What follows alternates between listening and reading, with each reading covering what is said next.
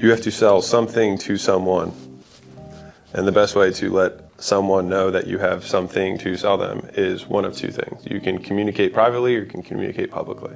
So on the basis level, because there's 5 ways you can leverage it, but just at the basic level, you can communicate privately, meaning you can email someone, you can text someone, you can call someone. It's any kind of way that you can talk face-to-face to somebody. These are all ways that you can communicate where it's just like, think inboxes and think things that someone has to check with passwords. Like those are all those are all things that you can do one-on-one. The public forum is like you can make posts, you can make content. Like those are the you know, you can put a sign out. Like those are all literal ways of communicating one to many. And so if you don't have people to sell something to, you must advertise. When we define advertise, that means to make known. So you have paid advertising, you have free advertising. Both of them are advertising. And so that is how you advertise, is you make things known. You can do it publicly, you can do it privately. And what you are making them known is your offer. And the offer is what you're going to present them, hopefully something that is so good that they feel stupid saying no. And if you don't know what to sell your time. And it's the easiest thing, it has no inventory, it never goes bad, you never stock it, there's no logistics, and it continues to go up as you get better. And so if you don't know how to make money, there you go. I love that. Yeah, I was actually, I'm sure you get this a lot, but the 100 Million Offer book is fucking phenomenal. I mean, it's just so tactical. I'm sure between the two of you guys, it's a lot of the ways that you apply it to your business. I see like the philosophy in it, and a lot of the tactics. You don't think so? Oh, sorry, no, I have nothing to do with the offer. I don't give a shit about that stuff. Why? I mean, I do, because I'm like, never offer something that we can't do, right? Of course. Like but when he's like, here's what the offer could be, then I'm like, I will build the thing to fulfill that. To realize that. So that's how it works. Like, this is what I want to promise. Yeah, he's like, this is what I want to promise. I'm like, here's how we could do that. Yeah. And that's how we work together. So it's like, It's clouds that and stuff dirt. doesn't even interest. I am not interested in marketing. And so the people ask marketing, like, how do I'm like, I don't have no, I don't have interest. I find branding interesting. I find anything that's not paid. Like, people don't have to give you money on the marketing. Like, I like it. Yeah. But like direct marketing, like, I know all the inside and out. Like, I live, like, we're married. Like, I know all of it. I like sales. I was in sales. Yeah. But like marketing and the offers and all that, I'm just like, no. I mean, it's like when I talk about meetings, like, you know, like, here's how you can start the meeting. And he's like, I want to kill this. He's like, I think there's this new way we can do agendas for these meetings, and we can set the first 5 and I'll like, fucking kill them. Yeah. No, thank you. You guys now invest in a ton of businesses. You see, you know, I don't know how many businesses do you have to see to invest in one? So it's about 0.2% of businesses that reach out to us we invest in. Okay, 0.2%. So you've got a pretty big funnel at the top, then you've got a process to funnel it down. Yeah. What these days, everybody wants to know, like, just stockpile. So I mean, how do you decide what to invest in? Yeah, well, Warren Buffett talked about this at the Berkshire Hathaway meeting. So he just said, like, the 2 things that you can do in an inflationary period is you can increase your earning power and you can invest in businesses that have low capital expenses. So like our businesses that we invest in are internet businesses. And so a lot of e-learning, but internet businesses in general. So they have no inventory, they have no rent, they have no supply chain issues. They have no, and so the only costs that we have are mostly variable costs with media, and even the fixed costs of like employees, as terrible as it sounds, like if revenue drops below a certain point and the ratio of clients to staff is not right, like you can adjust it, whereas like a lease or a big machine that you bought that you have a 10-year thing on, it's a lot less flexible. So for us, we invest in high cash flow internet businesses that are low capex, and so that's kind of the investment thesis, and it's also what we're good at. And so that's it wasn't by master design, it just happens to be beneficial in this period. Yeah, and I think we have our advisors that are really great with stocks and NFT and Bitcoin, we have our expert on each of those, and so we listen to them and put some into each thing basically, but anytime we invest in anything, honestly, I think both of our thought is probably we're never seeing the money again.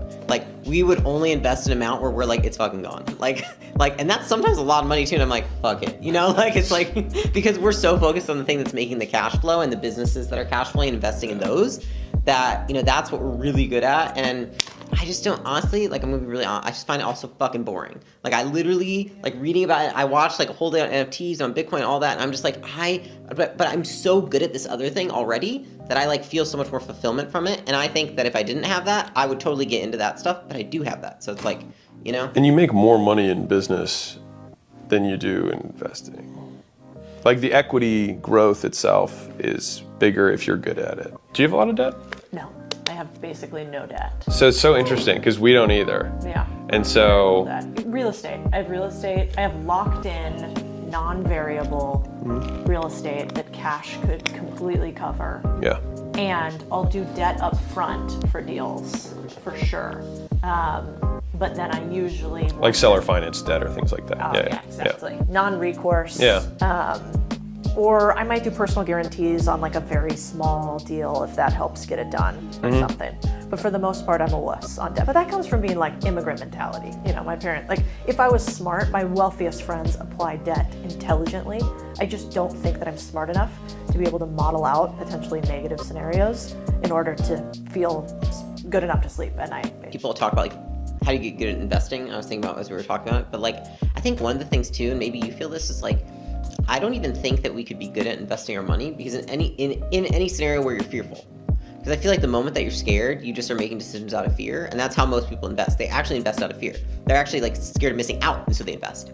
Or they're scared of losing, so they like don't invest. You know what I mean? It's always fear driving the decision. So I feel like honestly for me, even until we had like a certain amount of money, I couldn't make any clear decisions about investing. And now I feel like, well, I think I've confronted a lot like mentally of just like, what if we lost everything? And I'm like, we've been broke before. You know, like who gives a shit? You know what I mean? Like it's not that bad. But that's the debt thing. I mean, Warren talks about it, but it's like risking what you have and what you need for more of what you don't have and you don't need. And it's just like, I don't know, the margin utility of money is very low. A lot of people don't like hearing that, but like it's just true. And so true. what is the like if the only reward is that we are just risking, you know what I mean, so that we can have a bigger number, it's just like Did gym launch for how many years? 5. I just don't like the whole like lifetime commitment thing. So I want to do this business for the rest of my life. I'm like, get the fuck out of here. Like, how many businesses actually last that long, for one? And then for two, like, I just don't like trying to predict the future of what I'm gonna want in 20 years. So I think we both we like setting like a little bit smaller timelines. Seasons. Yeah, we're like, hey, we're gonna live in Vegas for 3 years. Yeah. Or 2. So we rock 5-year seasons has been like the majority of our thing. I think I mean, I say 10 on camera, but I think it'll take less than that. But yeah. But even at that point, you know, we have no desire to sell acquisition. Yeah. That's not the plan at all. The plan was, you know, the decision to sell Gym Launch. Gym Launch is a great business. Gym Launch is a great foundation to build a fitness empire. We decided we don't want to build a fitness empire. We knew exactly, we're like, this is what it's going to take to get it to $1 billion or the next level or whatever, right? And we're like, we just don't want to do that. And so we're like, this is the ladder. It's built 75%. Here's the rest of the way. Dedicate the rest of your 10 years. And we're like, it's not the wall I want to lean my ladder on. And so we're like, why? We're not interesting. Because like we have been in fitness for fucking ever. And on one side, you can hear the like, well, dude, it means you know so much more about it. You have such a huge compounding advantage, which, yes, like we can do fitness in our sleeps. But like at the same time, like I don't want to do it. And for me, that is reason enough. I don't want to do it. And so that's fine. Yeah. Like we'd have to do M&A of gym chains, and we'd probably like I'll tell you exactly what we would have done to like and the private equity firm that's doing it is probably has a slightly different playbook. They're going to probably do a tech play, which is not my wheelhouse. So I probably would. So it'll be interesting to see how they played out. But like probably would have franchised, number one.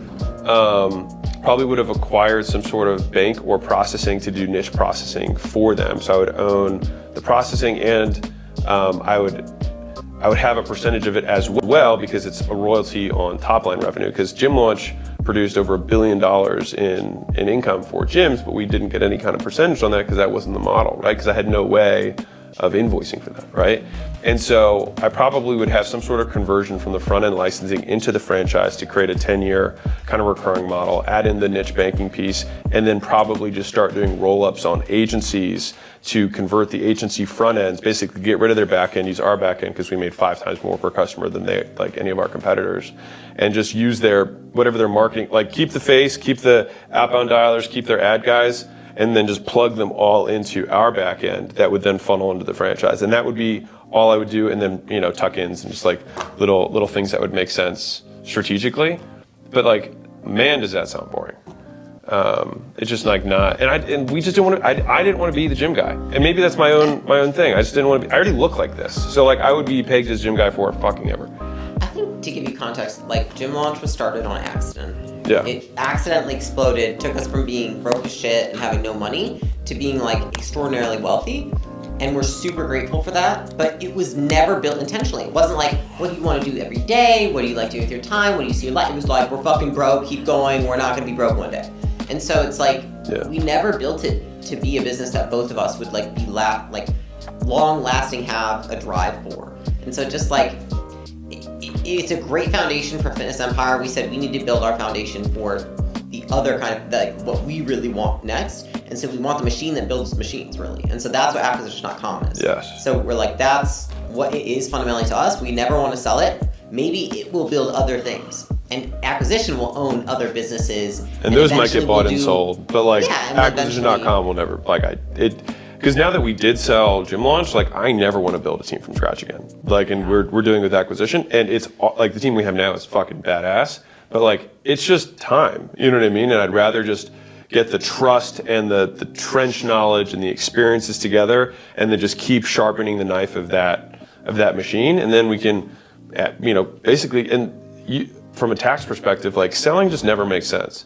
So it's just an accumulation game, and it's just for no reason, because like why not? And that's literally the only reason we're doing it, because just why not? Like, what else are we gonna do? Like dig ditches? Like I don't know. Like this is what we find interesting.